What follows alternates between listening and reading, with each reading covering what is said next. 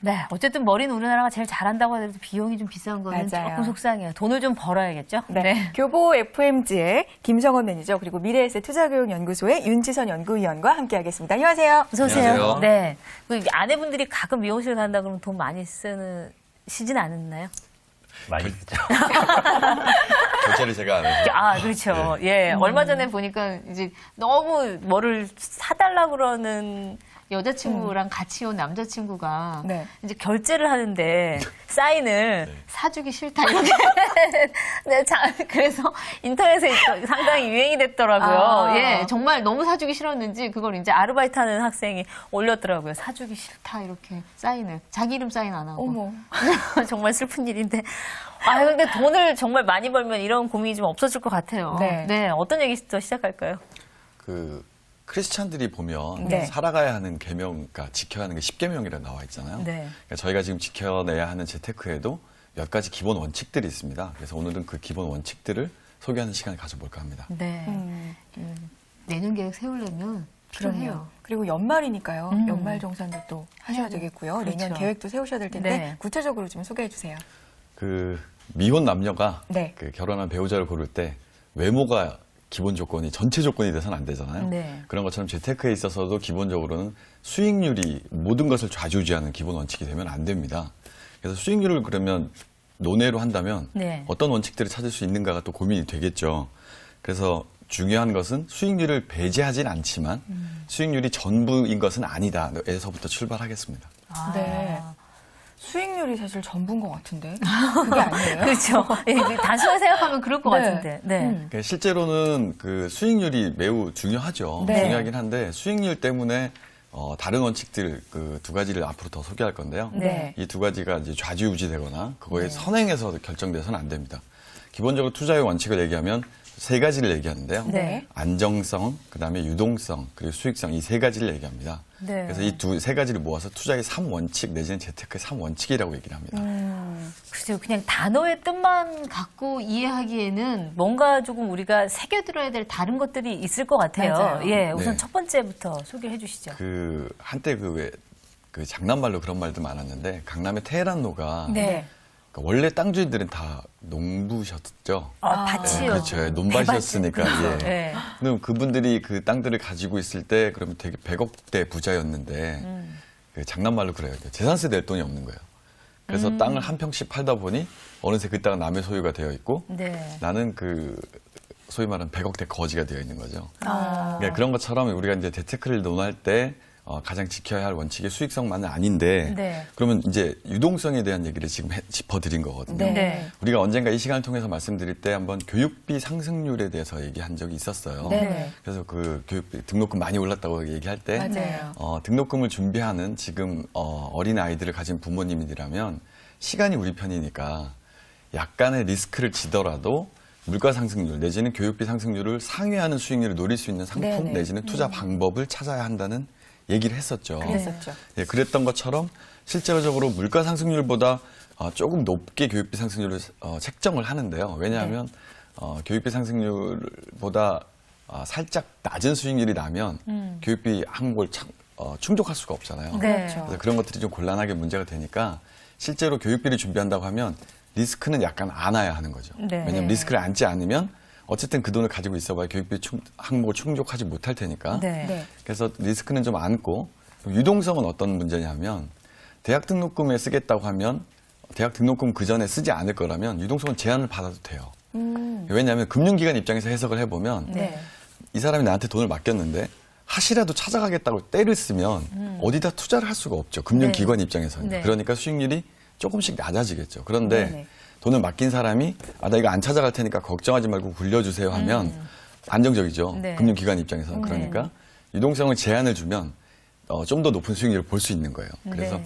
오히려 모든 것이 다 수익률이 귀결이 되긴 하겠지만 안정성과 유동성을 반드시 함께 확인해야 하는 거죠.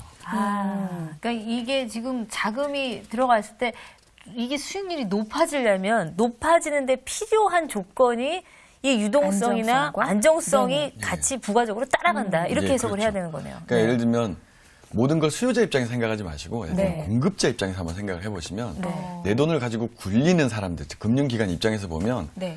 돈을 맡겨놓고 금방 오늘 맡겼는데 내일 찾아가겠다고 하면 어디다 어떻게 굴리란 말이죠. 그리고 안정적으로만 해주세요 하면 수익률을 더 상회하게 할 수도 없어요. 그러니까 네.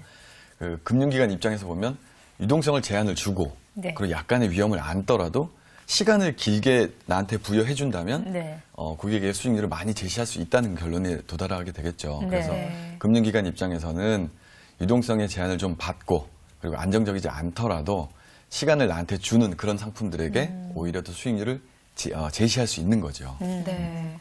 그럼 수익성과 안정성 그리고 유동성을 골고루 고려를 해야 되겠지만 내가 어디에 좀 더 중점을 두는지는 선택을 할 수가 있잖아요. 네, 맞습니다. 그거에 따라서 예. 그럼 재테크 네. 방법을 좀 선택할 수 있겠네요. 그렇죠. 그러니까 실제 중요한 것은 어떤 항목을 충족시키기 위해서 네. 어떤 투자 방법을 결정하느냐 문제인데 어차피 교육비 예를 들었으니까 네. 조금 더 교육비로 얘기를 해보면 아까 말씀드린 약간의 위험을 지고 유동성은 제한을 받더라도 높은 수익률을 얻을 수 있는 투자 방법이 뭐가 있을까요?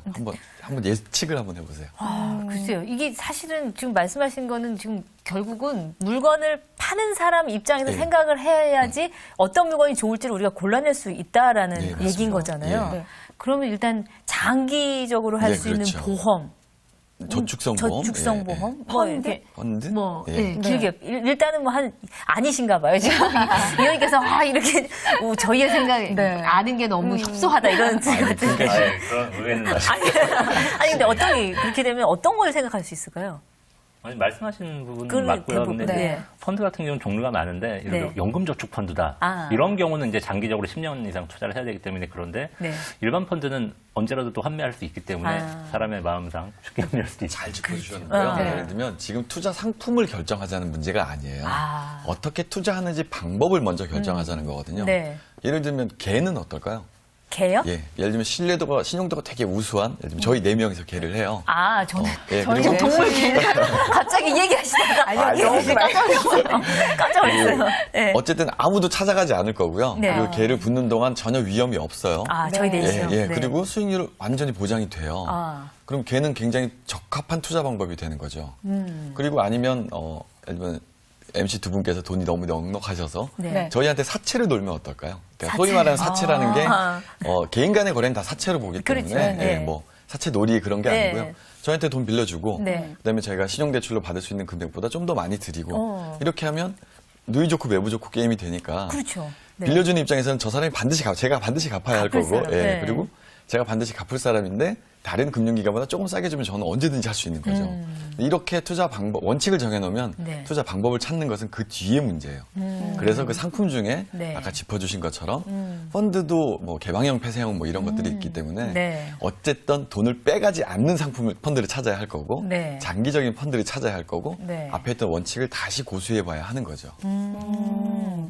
그러니까 결국은 지금 이렇게 이 상품을 하셔야 됩니다, 이 상품을 하셔야 됩니다가 아니라 아니에요. 예. 길게 할 수 있는 거를 한번 골라보세요. 예. 그리고 이 돈을 잘 굴릴 수 있는, 이게 유동성이 잘 될 수 있는 상품이 뭔지를 고르세요. 네, 맞습니다. 그 얘기신 거죠. 예, 그러니까- 그리고 수익률이 높을 수 있는 거를 그 안에서 그렇죠. 찾아보십시오. 뭐 예를 들면 주식 네. 투자를 하더라도 뭐 데이 트레이드나 이런 것이 아니고 예를 들면 네. 정말 그 재무제표를 읽어낼 수 있는 눈이거나 아니면 어디서 정확한 정보를 얻어서 네.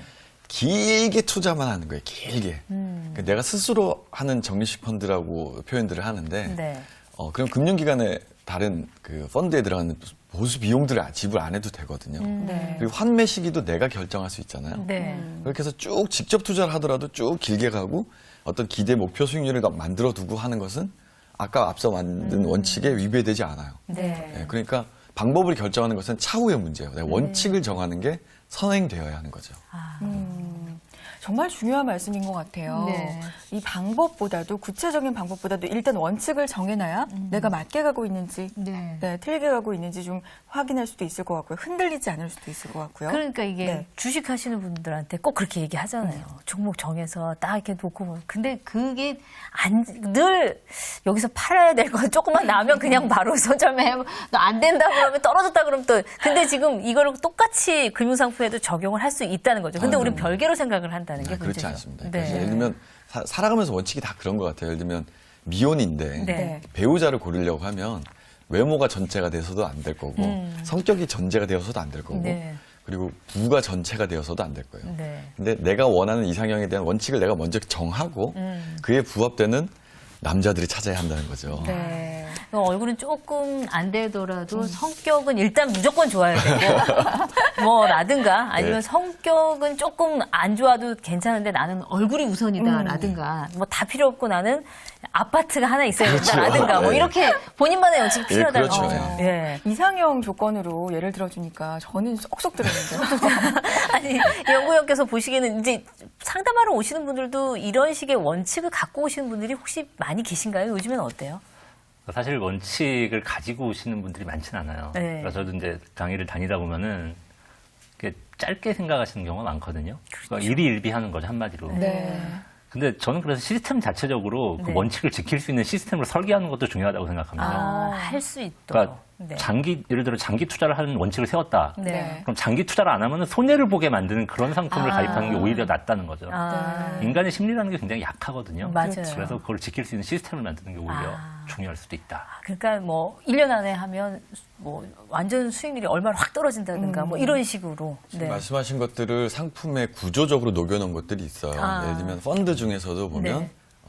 일정 약정 기간 안에 환매를 하게 되면 가지고 온 돈의 수익률 난관은 이미 놔둬야 할 뿐더러 가지고 온 돈도 반만 찾아가라 하는 건방진 펀드들이 있어요. 근데 대신에 뒤로 넘어가면 네. 약속을 지켰으니까 이 수익률 너 다 줄게 뭐 이런 것들이 있고요. 네. 구조적으로 녹여놓은 건 보험 상품이 그렇겠죠. 선취형으로 수수료를 띄고 있기 때문에 네. 빨리 찾아가면 손해를 볼 수 있게 만들고 대신에 약속을 지켜내게 되면 네. 뒤에 기대 수익률보다 더 높은 수익률을 보장하지만 제시하진 않는 그런 구조들이 이루어진 상품들이 있어요.